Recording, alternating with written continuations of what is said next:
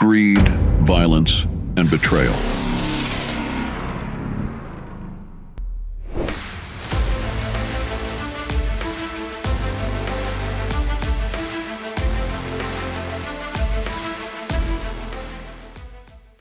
The Mongols. Their name couldn't be more accurate, as they are used to conquer the lands they step on, or rather ride on. From the beginning of the dawn of Mongols, remarkable infamous leaders have led them to gain a reputation, to ignite the fear in the hearts of their enemies. But there's one person who was elected as the president and lead the club to destruction. Ruben Cavazos' hunger for power did him no good, only caused him his downfall. Today, I am going to tell you the story of the president who almost burnt down the Mongols to ashes. Cavazos was born under the Christmas spurts of December 28, 1956 in Chicago.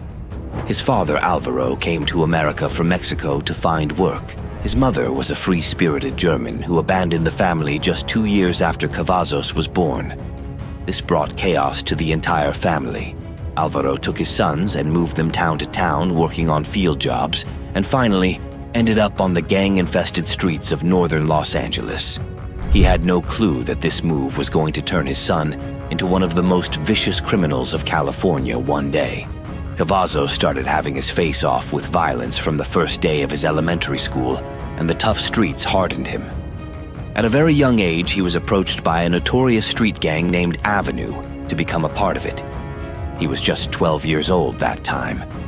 When he refused to join, he got beaten up by the gang members brutally. They made him join the gang forcefully, but soon they became his family. They didn't judge him or his bloodlust, but that didn't last long as his family got a whiff of his dual life. Just like any other parent, his father too wanted him to have a no-perma life, go to shul, get his degrees, have an outstanding career. And despite his violent activities with the street gang, Ruben was keen towards academics and somewhat considered brilliant too. Despite having serious criminal charges on him like theft, armed robbery, etc., and serving time in county jail, he got his degrees and had a license to work as a radiology technician. You'd think that he was living the normal life who his father wanted him to live with his wife and a kid, but his deep-seated roots still lied with the Avenue. He still had a criminal within him. The hunger and desire to be both respected and feared drove him to the Mongols Motorcycle Club. After joining the club in 70s, Cavazos had to dedicate his whole life to Mongols, till death do them part, and he had his eyes set on goal, to become the president of Mongols. Soon he climbed all the ladders of hierarchy TP reached that goal.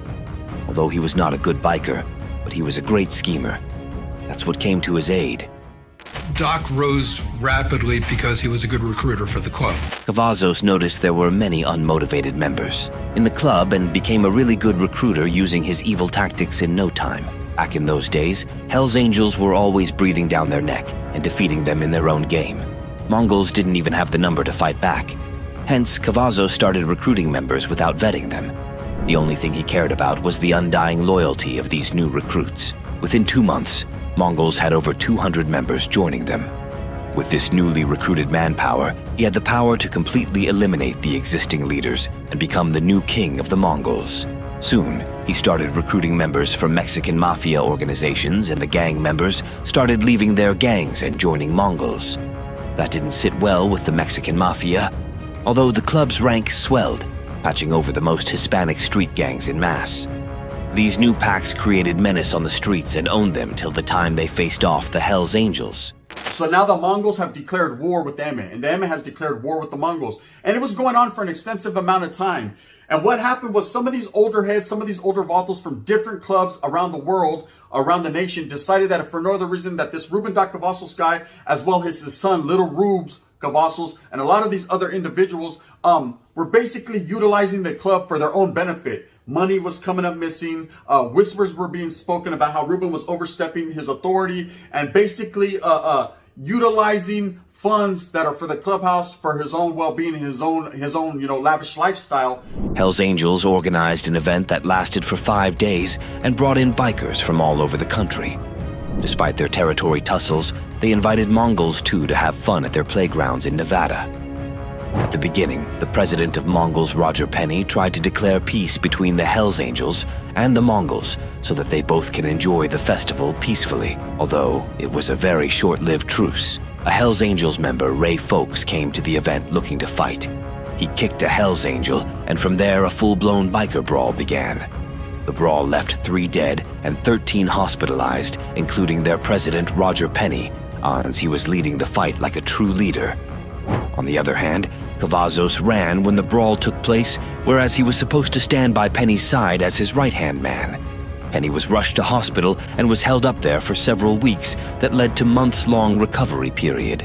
In the meantime, the Mongols had no choice other than handing over the power to Cavazos. Hence, the reign of Cavazos began.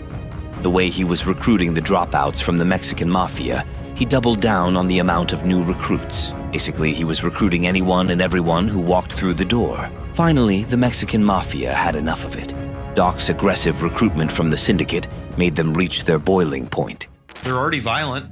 What he wanted to do is use the Mexican mafia to start controlling drug trafficking, to control, certain geographic. Since he was profiting off of the potential muscles of the mafia, now the mafia wanted in on the illegal business trades of the Mongols.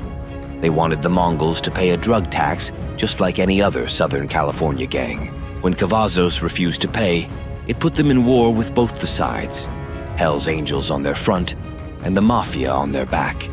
Standing in this situation, Cavazos was still more infatuated with the idea of the ultimate Don Cavazos story, rather than focusing on being a good president and a good brother. Finally, the day arrived when they crossed paths with the Mexican mafia at a local drug operation. It was just like the scene of an old mafia movie. Shots were fired and cross-fired all across the area. Gunshots could be heard from miles away. But still, this was not all. Cavazos tried to utilize this dispute for his own good and started playing dirty politics. He kept behaving provocatively, sought publicity. He kept embezzling the club's money, pushing the Mongols to alienate him. In 2008, with $250,000 of club money in his own pocket, he finally pissed off the old-school bikers of Mongols to their limits. They now reached a verdict of cutting him off completely. On the 30th of August, 2008, during a meeting in Vernon, California, he was voted out and kicked off of the club. That wasn't all, though. His bad recruitments have already done so much damage that it's beyond explanation. The Mongols were looking for new recruits, but Cavazos has already made them a target of federal agents. Now, how did that happen? During his reckless recruitment era, Cavazos recruited a huge number of ATF members and agents who were working undercover. There were officers promoted to high ranks in Mongols by Cavazos as well. They knew the in and out of all their illegal activities. Phil Quinn, an undercover officer, was a member of Mongols for 2 years and 2 months. That was enough for him to collect evidences and bring the Mongols down. This led to one of the biggest busts in RICO history. On October 21, 2008, Cavazos and 37 other Mongols were arrested by the Bureau of Alcohol, Tobacco, Firearms, and Explosives after an investigation into the club known as Operation Black Rain. Police raided his 760-square-foot, 256 square meters, home in South Hills, West Covina, California, where he lived with his son, Ruben Lil Rubes Cavazos Jr., and brother Al the Suit Cavazos, and seized firearms and bulletproof vests. After his arrest during the Operation Black Rain, he pleaded guilty to racketeering charge. He has been sentenced to 14 years in prison.